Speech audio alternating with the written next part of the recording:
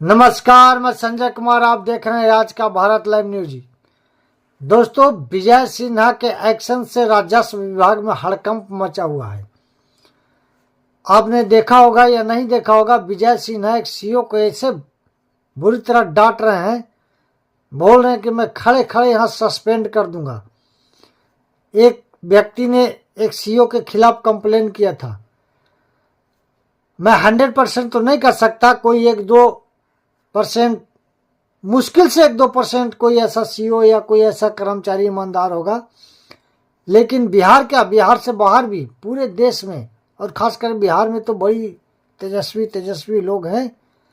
कर्मचारी और सीईओ इतने घोटाला में डूबे हुए हैं कि इनके संपत्ति का सही जांच करा लिया जाए तो बिहार का 10% संपत्ति लग रहा है कि इनके पास होगा। थोड़े दिन पहले अभी मुख्यमंत्री जी एक डिटेल किए थे, एक ऑर्डर जारी किए थे कि सभी अधिकारी कर्मचारी का संपत्ति का ब्यौरा जारी किया जाए। अगर सच में इनका ब्यौरा जारी हो जाए तो इनके इनकम से 2-4 गुना नहीं, 20 गुना नहीं, 50 गुना संपत्ति मिलेगा।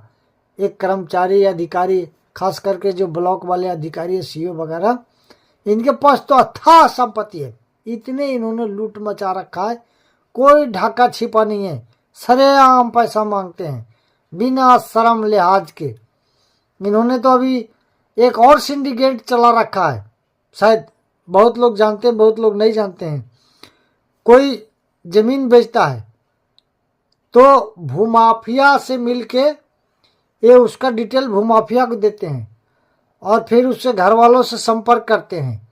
जिसने ज़मीन बेचा उसके गोतिया से, गोतिया बिहार को लोग समझते हैं, उसका जो चाचा ताऊ है उसका डिटेल निकाल के कि भाई इसका बाप कितने भाई था, इसने ज़मीन बेचा तो उसमें उसका शेयर है कि नहीं, और फिर वहाँ से डिटेल निकाल के फिर ज़मीन खरीदने वाले पर दबाव बनाना शुरू करते हैं कि इसमें तो हमारे दादाजी 2 भाई थे, उनका हिस्सा था, आपने कैसे लिखवा लिया, वगैरह वगैरह करके। और कई तरह के चला रखे हैं। कोई भी रजिस्ट्री कराता, मोटेशन कराता, ऑनलाइन कुछ भी करा लो, वहाँ जाएंगे तो बोलेंगे आपका परिमार्जन नहीं है, तो आपका बकास है, तो आपका माली गैरमंजूर हुआ। अरे भाई, आपको इतना टैक्स से पैसा मिल रहा, तनख्वाह मिल रहा हमारे टैक्स से, तो इसका सुधार करो। अगर मेरा ज़मीन सही नहीं था या मैंने खरीदा तो जहाँ रजिस्ट्री हो रहा था, रजिस्ट्रार ऑफिस में ये ऐसा सिस्टम क्यों नहीं है कि हमें बता दे कि ये ज़मीन ऐसे है, ऐसे जैसे यहाँ रजिस्ट्री हो जाता है। आदमी इतना मेहनत से, इतना पसीने कमाई से 1-2 कट्ठा ज़मीन खरीदता है, गरीब आदमी या अमीर आदमी कोई भी खरीदे। अभी जब मोटेशन कराने जाता है, दखिल खारिज कराने जाता है, तो वह तरह तरह की बात, और जब पैसा दे दो तो सारे बकास, सारे माली गैरमंजूर हुआ, सारे बाप साहब सब ठीक हो जाता है। और पैसा नहीं दिए तो तरह तरह की बात, परिमार्जन नहीं है, बकास है, माली गैरमंजूर हुआ है इत्यादि बोल के तुम घबराहट पैदा कर देते हैं पैसा लेने के लिए। इतना ज़्यादा भ्रष्टाचार है। अब विजय सिन्हा देखिए कितना कर पाते हैं। अभी से तो पहले भी तो ये नीतीश कुमार जी 15 साल 20 साल से हैं मुख्यमंत्री, और इनके मंत्री इतना तो कोई एक्शन नहीं लिया। मुझे तो लगता है बोलने में कोई परहेज नहीं कि सबका कमीशन है। अभी जीतन मांझी का सुना, ये परसों बोल रहे थे कि 10% कमीशन लेते हैं, इसमें भी कमीशन है, तभी तो नहीं बोल पाते। हो सकता है विजय सिन्हा कमीशन नहीं ले रहे होंगे तो बोलने का हिम्मत किए हैं, और ऐसा ही मंत्री चाहिए। और विजय सिन्हा अगर ऐसे काम करते रहे और इस राजस्व विभाग में अगर 10-20% भी सुधार हो जाए तो बहुत बड़ा बात है, और विजय सिन्हा का बहुत नाम होगा। और हो सकता है कि आने वाले दिनों में मोदी जैसे ईमानदार नेता के पास खबर तो पहुंच ही जाता है, तो इनको भी, नितिन नवीन को जैसे प्राइज मिला, प्राइज ही समझिए, प्रमोशन मिला इतना बड़ा, ऐसे इनको भी कुछ और भी मान सम्मान मिल सकता है, बड़ा ओहदा मिल सकता है। मंत्री ऐसे ही होना चाहिए। अभी 15-20 साल पहले नेता मंत्री ऐसे होते थे, खग्गड़ होते थे, ईमानदार होते थे, इतना ज़्यादा कमीशन और घूसखोरी के पीछे नहीं भागते थे तो ये अफसर डरते थे। अफसर हो, कर्मचारी हो, आज तो कोई डरता नहीं। डरना नहीं है, लोकतंत्र है, डरने की जरूरत नहीं, लेकिन कम से कम इतना तो लिहाज करो कि मंत्री है। लेकिन क्यों लिहाज करेंगे? क्योंकि मिल के साथ में बांट के खा रहे हैं, तो कोई डर नहीं, कोई भय नहीं। आजकल विधायक MP को तो कोई पूछता नहीं, अफसर समझते नहीं, इनका कमजोरी को पकड़ लिया है। तो खुद ईमानदार नहीं रहेंगे, उसके लिए कहीं ना कहीं जनता भी जिम्मेवार है कि जब इलेक्शन आता है तो पूरे ये पैसा दो तो वोट देंगे, ये पैसा दो, उनको खर्च करता है। राजनीतिक इन्वेस्ट हो गया है, बिजनेस की तरह हो गया बिल्कुल। इतना इन्वेस्ट करो फिर हम कमीशन लेंगे। जीतन जी जैसे बोल रहे थे कि कमीशन लेते हैं, सही बात है, ये तो सबको पता है, बच्चे बच्चे को पता है कमीशन लेते हैं, ये कोई ढाका छुपा नहीं है। लेकिन जो ब्लॉक में है वो पर्सनल पैसा तो ले रहे हो, ठेकेदारी से तो तुम ले ही रहे हो, ठेकेदारी कहीं ये हो रहा है।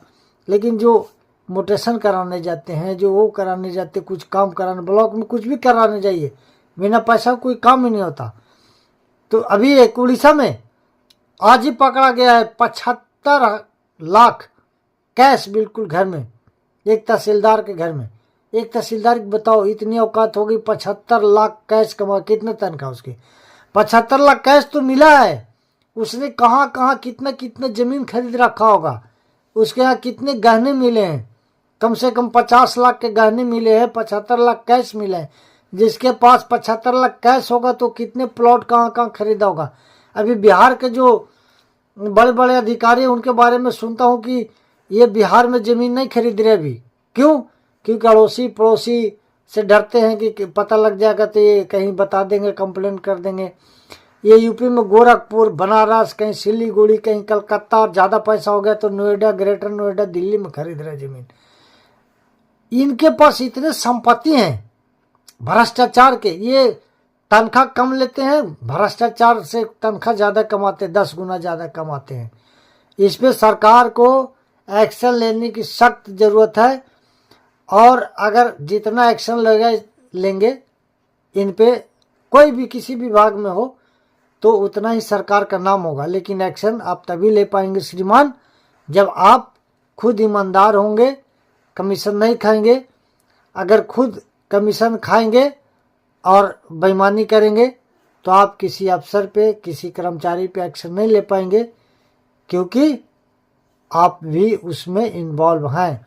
तो विजय सिन्हा जो अभी एक्शन लिए हैं, देश के जनता बहुत, देश के बिहार के जनता तो बहुत ही बहुत देख के उनको सपोर्ट किया।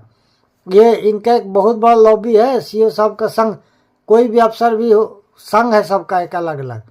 इनका प्रभाव इतना संघ का है कि कहीं भी दबाव बना देते हैं। ये राज्यपाल से मिलके, मुख्यमंत्री से मिलके सिन्हा साहब को हटवाने की कोशिश करेंगे नहीं, कर चुके हैं। लेकिन हमें भरोसा है, जनता को भरोसा है कि नीतीश कुमार शायद सिन्हा जी को नहीं हटाएंगे। और हमें सिन्हा जो एक्शन ले रहा है उस पर भरोसा है।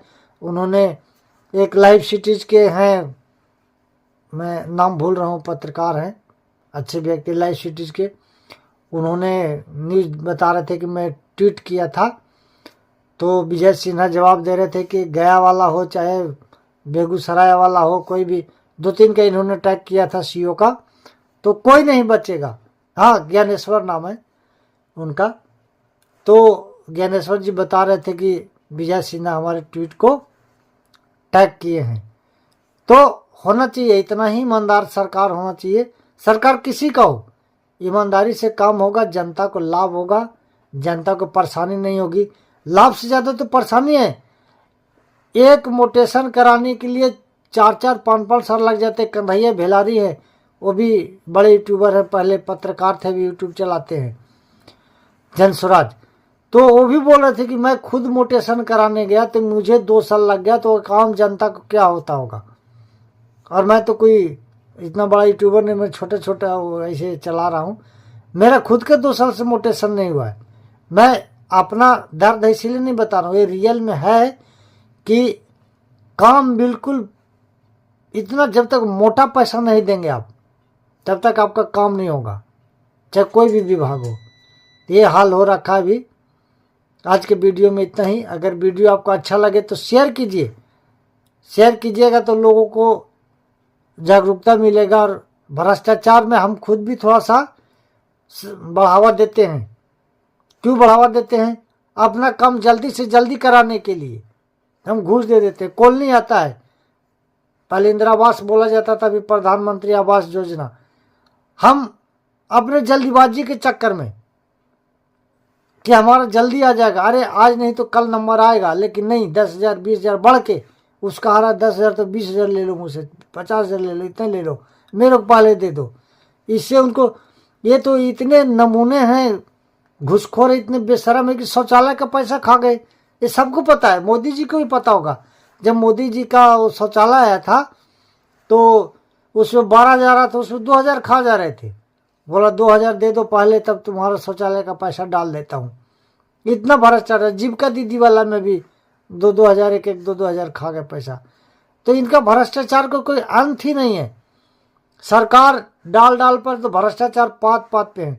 लेकिन हाँ, सरकार के कुछ मंत्री, सभी तो ईमानदार नहीं हो सकते और सभी अफसर बेईमान भी नहीं हैं, लेकिन जो ईमानदार मंत्री हैं वो अगर एक्शन करेंगे तो उससे जनता को लाभ होगा। भ्रष्टाचार पे ब्रेक लगेगा, थोड़ा भी ब्रेक लगेगा तो थोड़ा भी लगेगा, थोड़ा उसको देख के कोई और मंत्री का जिज्ञासा होगा कि नहीं हमें भी नाम करना है, तो वो भी हो सकता है एक कदम आगे बढ़े।